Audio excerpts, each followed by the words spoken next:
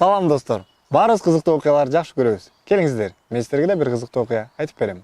Экидөө 3 казанга 3 башка улуттагы адамдар кармап, курсактары ачканда бышырып жемекчи болушат.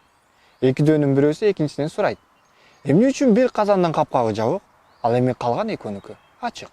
Экинчидөө жооп кайтарат: биринчи казандын капкагы жабык болгон себеби анын ичиндегилер еврейлер, жөөттөр. Алардын бирөөсү чыгып кетсе, артынан калгандарын ээрчитип, бекер кутулуп кетишет. Ал эми экинчи казандын ачык болгон себеби ал жакта немистер. Аларда темирдей тартип бар. Отур деген жерде дым чыгарбай, эрежени бузбай так аткарышат. Биринчидөө сурайт: ал эми үчүнчү казандагыларчы? Экинчидөө шашпай. Ал жактагылардын чыр-чатагы бүтпөйт. Бирин бири укпайт. Укмак түгүл, жамандайт.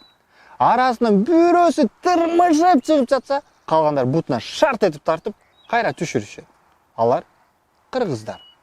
Ушундай тамаша, бирок чындыкка жараша. Кыргыз элим, келиңиздер.